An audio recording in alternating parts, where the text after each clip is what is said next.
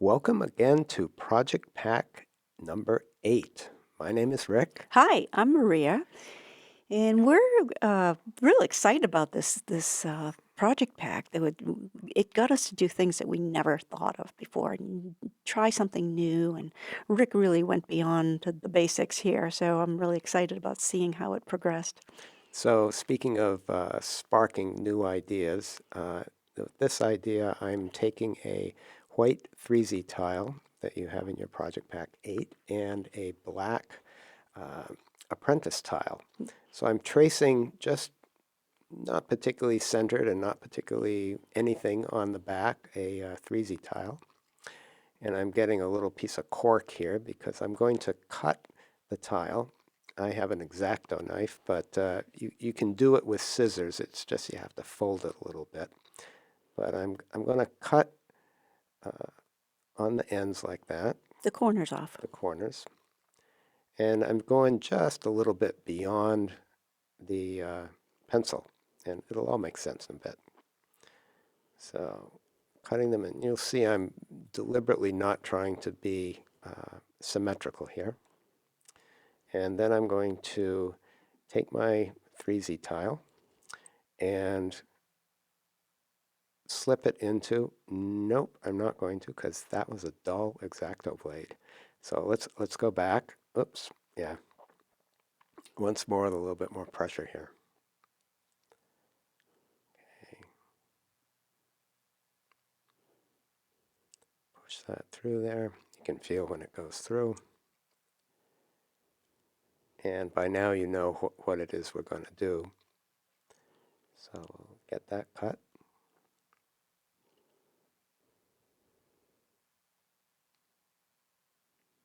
And now, So you can tell we're doing this in, in real right. time.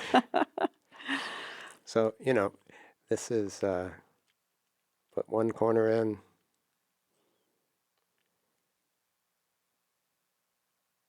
It does fit. it will fit. I'll get the other one in.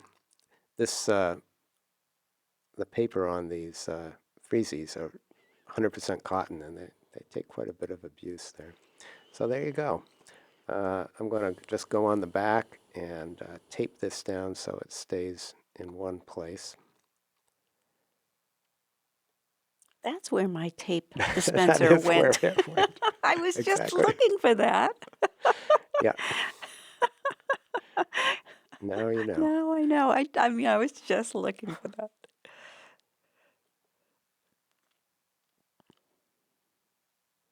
Okay, so now we've got our setup, and let's go over and see what we're going to do with this new layout here.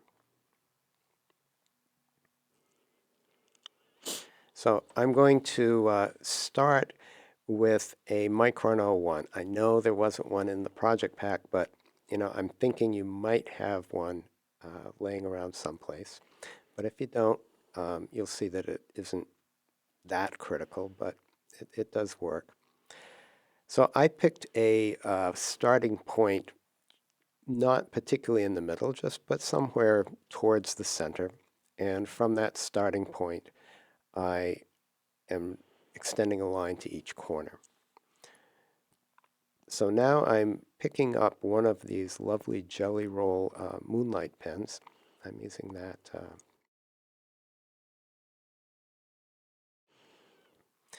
And in the middle of each one of those, or sort of in the center, I'm putting an orb. And light touch with these pens, as you've probably already heard. And you'll see I'm doing it in both directions because the ink flows a little bit nicer for me that way. And now I take off from a corner and I land on that center circle. So I've got a little bit of momentum, just a bit tracing the outside edge, and then come in for a nice gentle landing on that orb. And remember to turn your tile each time. Isn't that cool? Mm. And you can also start from yeah, starting from the line to the circle. But you'll notice what I'm doing here is every other one I'm doing a mirror image. So the result is a little bit different on the patterns that form from one side to from one triangle to the other. And in Zentangle speak, we call these triangles in these cases reticula. Maria and I came up with this idea of reticula and fragments. So you have these grids into which you put these fragments of tangles. And when those grids are all set together, you'll see that they form even larger patterns from one to the other. So you can see he's going counterclockwise on one and then counterclockwise on the next one in order to get the pattern that he has here. Right. So it's like, in some cases, I'm doing like a single open quote and then a single close quote. So now you're going from the center out. Yeah, it just seemed to be. But I'm using the same principle of taking off and landing. So I'll trace it just a little bit on both ends, or intend to. So that's by itself is sort of a cool looking pattern. It's very cool. It kind of creates some almost Huggins-like things. Yes. So we're doing, in case you might not have, you probably got this already, but we're working off the Tangle well. Now, often well is done in a four-sided shape, but it works equally well in a three-sided shape. So I'm now taking off from the other straight side and then arcing in and then stopping at that line. So it's creating these... Like a petal effect, yeah, right? exactly.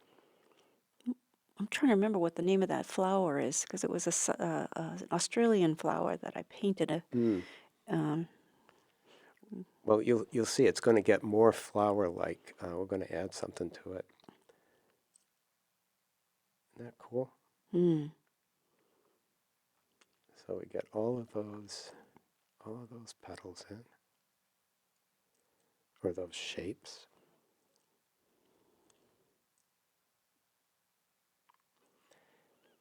And then we were in Bermuda once, and they had these lovely, lovely little white flowers with a hint of yellow in them, and they were folded on one edge, and so that is what's informing this little design element on well. Is just going around and you can see I'm picking the ones that I'm adding that to. It's the one that goes all the way into the circle. And so just take your time and see which one it is, and you can start from either end.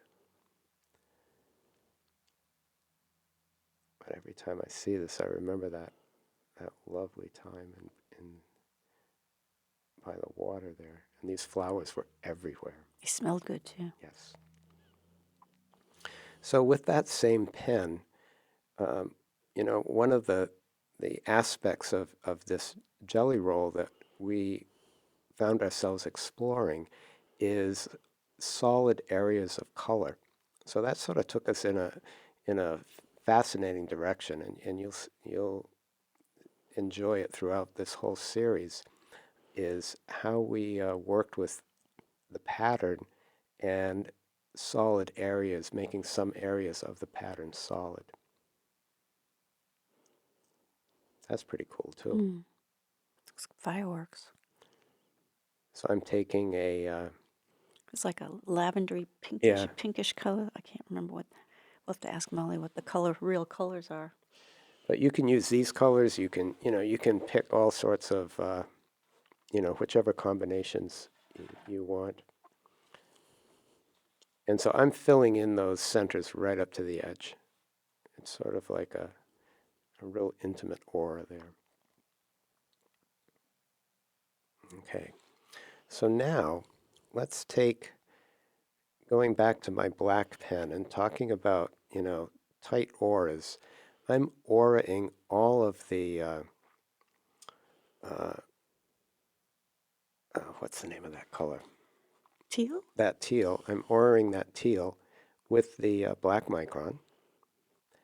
And you'll notice how I'm turning the tile. I've rarely moved my hand. So just relax your hand and whichever way is comfortable for the way uh, your those sorts of those sorts of strokes are most comfortable. Just move the tile into your hand. And so now I'm going to fill in the sections in between those little three-petaled flowers. And just enjoying that process. And I'm using the Micron 01 for this for the whole filling in. It's not about getting there fast. It's about enjoying the process, and it also leaves a nice similar texture, and you can actually perceive the individual strokes and the coloring it in. Also, you colored in that outer spaces too. Right. So anything on that white tile that wasn't the petals, I colored that in. You're And cheating here, I Rick, am cheating again. I'm filming this, and I picked up a white jelly roll, which was not in the which project was not pack. in the project So pack. you could take that pink or one of the other colors, the red or any of those, that would Yeah, be just lovely. because these So layer. disregard anything that Rick says from now on. uh, so here we go, and I'm just taking advantage of the contrast and how these jelly rolls, layer on one on top of the other.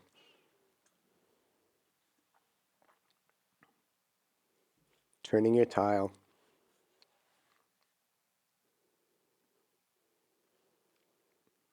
Okay, so we'll get all of that done. Working on one last flower here. So take your time when you're doing these little dots. I find that the lighter the pressure you put on, the more beautiful the little orb is Mm. created, and the more intense it is. So take your time doing these. It's a really nice exercise and meditation. And you got to clean your pen every once in a while. So just roll Yeah, it on your fingers or on a little piece of fabric or something. Take yeah. a, So I sort of layered on the back of that, and oddly, I was in back and forth and turning the camera on and off. Um, so I meant to record that I had done hollabah with each of the colors, and see you can. I just covered up that little extra blip there. But what I'm using here is the same color pen, and I'm just going back and I'm auraing each one of those hollabah boards with the same color that I started it with.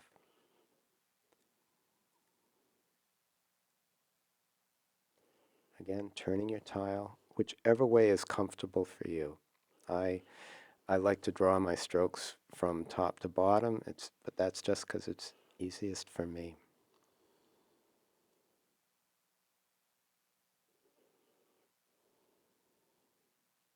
So the boards are just making that nice over and under and framing those flowers. this is a great exercise of doing these straight line auras. And don't worry if they're a little wiggly. They'll all be wiggly and Mm. they'll all have the same texture. So don't worry about that. It's a great exercise. Yeah, and it's one of the reasons that turning the tile is so good because it'll all be wiggly in the same way.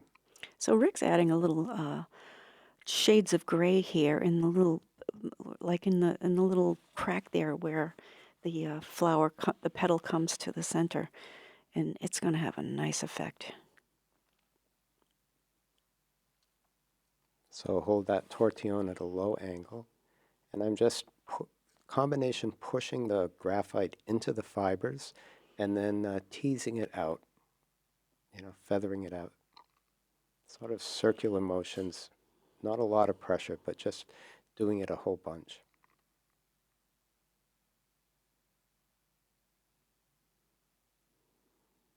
And you can always add more graphite. So you see how little I started out in those little corners there, and it's pulling out throughout the whole petal. So remember that we all of us teachers have different ideas on what we do. Sometimes some of us are more heavy-handed, some of us are more light-handed. So you just look and see and try things out and make your own decisions about what your artwork should look like. And along that line, so you'll see like when Maria does this same tangle, or when Molly's tangling, or Martha or Julie, there's all of these different styles, and That's what makes it so great. yeah.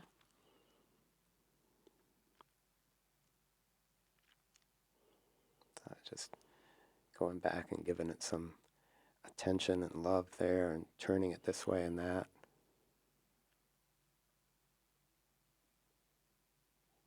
Really enjoy this part of the process. So I'm going to add some graphite and do some of the over and under emphasis, and laying down some graphite there. And where I am in the studio working on this, I'm noticing it was really reflecting a lot here. I started to notice the reflecting. So I had an idea that you'll see in a sec. So you just thin that out and get that. Look how that just flops up, rises up there. But so anyways, I got a 3Z tile, and I laid a lot of graphite down on that. You probably want to use a scrap paper, not a 3Z tile, Yeah. but a 3Z tile is what he had next to him. So don't yeah. So I'm picking up the graphite onto the tortillon and then using it so it's not going down as heavy. And it was just enough to add a little hint there. And I can reload it anytime. So this is a great little technique to have in your back pocket, Yeah. and especially those who are a little nervous about putting black pencil on their beautiful tangles. This is a way to ease into it. Right, and you can just reach in with just a little bit in a small space with the tortillon. So put my chop on there with that original color. And then I really enjoyed the contrast of the different colors there. Yeah, and as you can see, just sometimes it needs a hello, come on, time to get flowing. So this was a great project, Rick. This is pretty beautiful. When you hold it out at arm's length, it's very impressive. And it's very simple and very enjoyable, and we look forward to seeing what you do with it. So bye for now. Okay, see you later.